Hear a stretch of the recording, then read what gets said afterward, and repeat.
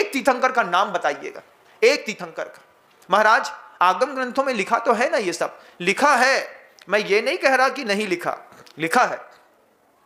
लेकिन जिन तीर्थंकरों ने तीर्थ की स्थापना की थी, 7 तत्व 9 पदार्थ की जानकारियां दी थी, जिन तीर्थंकरों ने पाप पुण्य दिखाया था, स्वर्ग नरक दिखाया था, जिन तीर्थंकरों ने 12 तप की देशना दी थी, उन तीर्थंकरों ने भवनत्री के देवों के होने का विधान तो दिखाया था, लेकिन पूजन का विधान तीर्थंकरों ने नहीं दिखाया। इस बात को आप सबको जानकारी होनी चाहिए।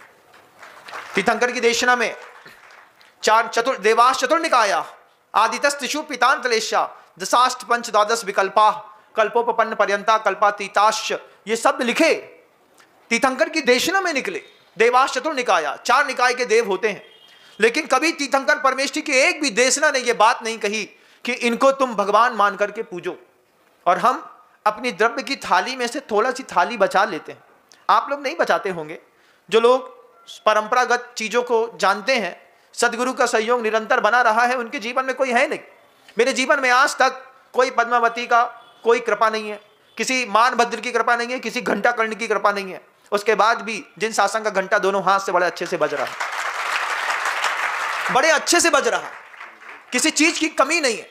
आचार्य भगवंत का आशीर्वाद मिला, एक पवित्रतम चर्या के लिए मार्गदर्शन मिला, बांस को बांसुरी बनाया गुरुदेव ने और लगातार बजाया भी। 20 साल तक बांसुरी बजाई। बांसुरी का अपना कोई अस्तित्व नहीं होता।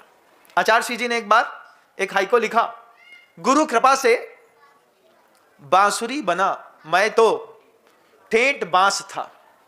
बांसुरी होती है छोटी सी, अंदर उसमें गांठ नहीं होती, बिल्कुल सरल और सीधी होती है, कुछ छेद होते हैं।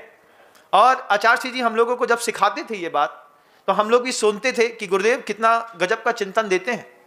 लेकिन जब आचार्य श्री जी ने कहा कि गुरु की कृपा से बांसुरी बना, मैं तो ठेठ बांस था, हम लोगों ने कहा आचार्य श्री बांसुरी बनने मात्र से क्या होगा, बांसुरी बजाने वाला भी तो चाहिए।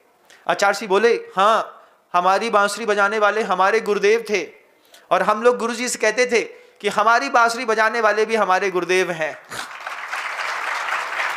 कितना ही अच्छा बांस की पुंगी क्यों ना हो, उसको फूंकने वाला एक कारीगर, एक जादूगर चाहिए, तब जाकर के बांसुरी की अहमियत है। नहीं तो वो बांस भी किसी काम की नहीं आती। अगर फूंकने वाला ना मिले तो एक अच्छी बांसुरी जिंदगी भर पड़ी रहेगी, घुन लग जाएगी, लेकिन उसमें से स्वर नहीं निकलेंगे।